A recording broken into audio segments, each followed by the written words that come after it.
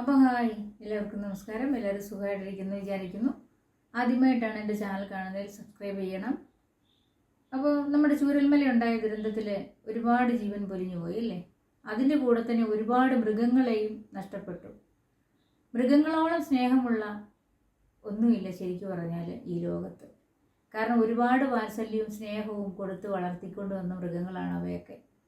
അപ്പോൾ കഴിഞ്ഞ ദിവസം ഞാനൊരു വീഡിയോ കാണാനിടയായി. കാരണം ഉരുൾപൊട്ടലിനെ തുടർന്ന് വളർത്തിക്കൊണ്ടിരുന്ന ആ അമ്മയും നായയും തമ്മിൽ 6 ദിവസമായിട്ട് വേർപിരിഞ്ഞു.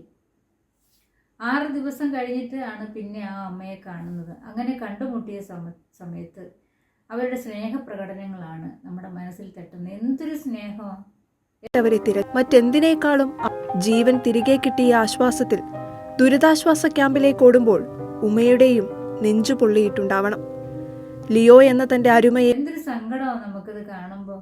വല്ലാത്തൊരവസ്ഥയാണ്. കാരണം 6 ദിവസം കാണാതിരുന്നിട്ട് ആ അമ്മയെ കണ്ടുമുട്ടിയപ്പോൾ ആ അമ്മയ്ക്ക് ഈ നായയെ കണ്ടപ്പോൾ ഉള്ള ആ ഒരു സ്നേഹം പറഞ്ഞറിയിക്കാൻ വയ്യാത്തതാണ്. നമ്മളെപ്പോഴും പറയും മനുഷ്യരെക്കാൾ എല്ലാവർക്കും നമുക്കറിയാം മനുഷ്യരെക്കാൾ സ്നേഹമുള്ള നായകൾക്കാണ്. കാരണം എനിക്ക് അനുഭവമുണ്ട്. കാരണം ഞങ്ങളുടെ വീട്ടിൽ പശു ഉണ്ടായിരുന്നു. എനിക്ക് ഭയങ്കര ഇഷ്ടമാണ് പശു. ആടുണ്ടായിരുന്നു. ആടിനെയും ഭയങ്കര ഇഷ്ടമാണ്.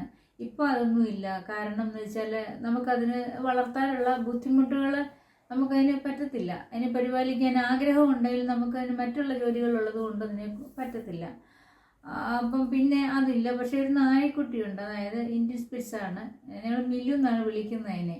പക്ഷെ അത് ഞാൻ ശരിക്കും പറഞ്ഞാൽ ഞങ്ങളുടെ ജീവൻ്റെ ഭാഗമാണ്. കാരണം നമുക്ക് ഒരു കുഞ്ഞു പോലെയാണ് അവള്. വന്നപ്പം സത്യം പറഞ്ഞാൽ എനിക്ക് പേടിയായിരുന്നു. ഞങ്ങളുടെ വീട്ടിലെ നായയെ അങ്ങനെ വളർത്തിയിട്ടില്ല. അതുകൊണ്ട് തന്നെ നായയെ കാണുന്നതൊക്കെ ഭയങ്കര പേടിയാണ്. അപ്പം ഈ മില്ലു വന്നപ്പോൾ കുഞ്ഞായിരുന്നു. 45 ദിവസമായിട്ട് പോയപ്പം നമുക്ക് കൊറിയർ വന്നതാണ്. അപ്പോൾ ആ പട്ടിക്കുഞ്ഞ് അപ്പം അങ്ങനെ എന്തായാലും അതിനെ വളർത്തിക്കൊണ്ട് നമുക്ക് അതിനോടുള്ള ആ സ്നേഹവും അറ്റാച്ച്മെൻറ്റ് ഭയങ്കര. നമ്മൾ കുഞ്ഞുങ്ങളെ നോക്കുന്ന പോലെ നമ്മളോട് ഭയങ്കര സ്നേഹമാണ്. നമ്മളൊരു 10 മിനിറ്റ് കാണാതിരുന്ന് കാണുമ്പോൾ അതിൻ്റെ ആ ഭാഷ്യം അതെന്തോ ആണ് പറയുന്നതെന്ന്, അത് സ്നേഹപ്രകടനമാണ്. അതിൻ്റെ ആ ശബ്ദം കൊണ്ട് കാണിക്കുന്നത്. അതിൻ്റെ ഭയങ്കരമാണ് അതിൻ്റെ സ്നേഹം. അതുപോലെ തന്നെ എനിക്ക് അവളെന്ന് പറഞ്ഞു കഴിഞ്ഞാൽ എല്ലാവരും പോയി കഴിയുമ്പോൾ ഞാൻ ഈ വീട്ടിൽ ഒറ്റയ്ക്കേ കാണുള്ളൂ. മക്കൾ പോയി കഴിഞ്ഞാലും ഹസ്ബൻഡ് പോയി കഴിഞ്ഞാലും ഒറ്റയ്ക്കേ കാണുള്ളൂ. എനിക്കൊന്ന് മിണ്ടി പറയാനെന്ന് പറയുമ്പോൾ ശരിക്കും പറഞ്ഞ് ഈ നായക്കുട്ടിയാണുള്ളത്.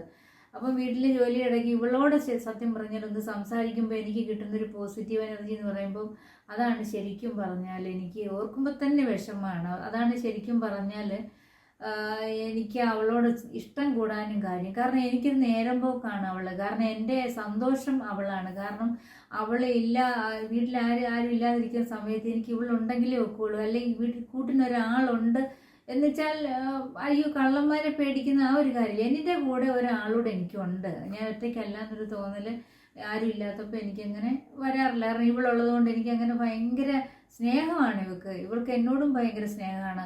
അപ്പോൾ ഒരു വർഷം ഇപ്പോൾ അവൾക്ക് 1 വയസ്സുണ്ട്. ഈ 1 വർഷത്തോളം നമ്മൾ അവളെ മുറിക്കകത്തായിരുന്നു ഇട്ടിരുന്നത്. അപ്പം മുറിക്കകത്ത് കുഞ്ഞൊരു കൂടുണ്ട്.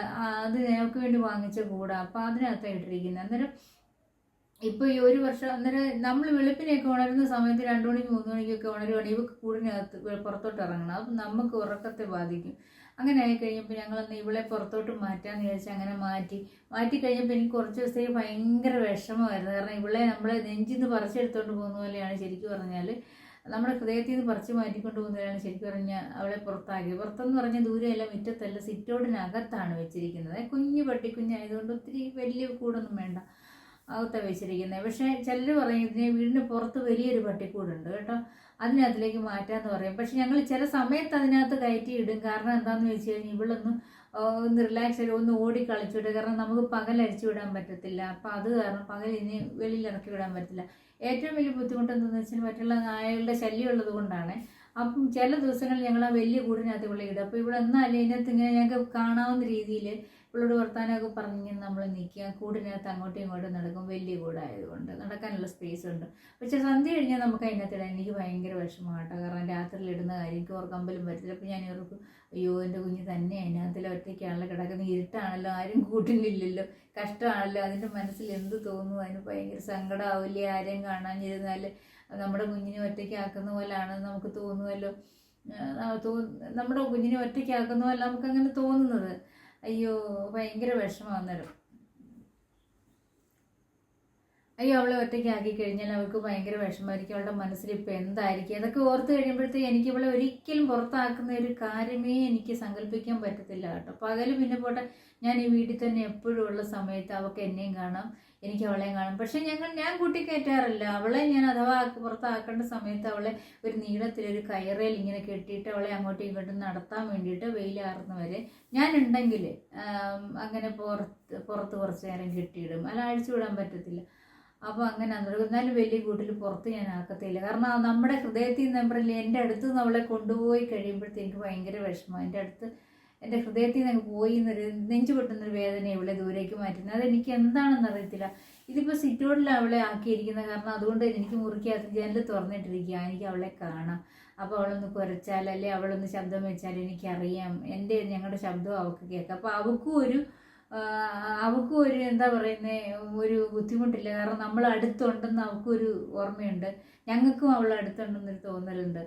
അപ്പോൾ അങ്ങനെയാണെന്ന് പറയുന്നത്. എനിക്ക് ഇവളെ ശരിക്കും പറഞ്ഞാലുണ്ടല്ലോ, എനിക്ക് ശരിക്കും പറഞ്ഞാൽ ഇവള് വന്നതിന് ശേഷമാണ് എനിക്ക് നല്ലൊരു പോസിറ്റീവായിട്ടുള്ളൊരു മൈൻഡാണ്. കാരണം എനിക്ക് എന്താ പറയുക, ടെൻഷൻ എന്ന് പറഞ്ഞ ഒരു വിഷമമൊക്കെ വരുമ്പോഴത്തേക്കും മൂഡ് ഔട്ട് ആവില്ല. നമ്മുടെ ഇവിടെ കാണുമ്പോൾ ഇവളോട് രണ്ട് കവൾ സംസാരിക്കുമ്പോൾ, രണ്ട് കൊച്ചു വർത്താനം പറഞ്ഞ് സംസാരിക്കുമ്പോൾ നമുക്ക് ശരിക്കും മനസ്സങ്ങ് റിലാക്സ് ആവുകയാണ്.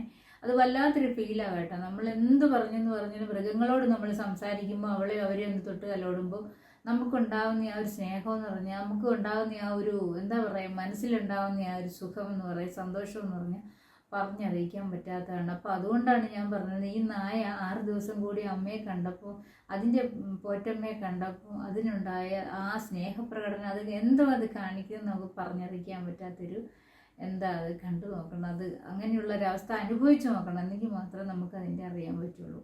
അപ്പം എല്ലാ നായ സ്നേഹികൾക്ക് എല്ലാവർക്കും ആശംസകൾ. ബായ്.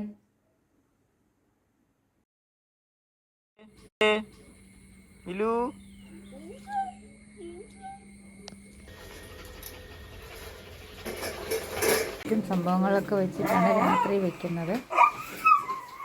എന്താടി വിൽപ്പം മഴയാ, ഭയങ്കര മഴയാ. എങ്ങനെ ഇറക്കും മോനെ? കാലെല്ലാം നനയില്ലേ, ദേഹമെല്ലാം നനയില്ലേ? മഴ പോട്ടെ കേട്ടാ.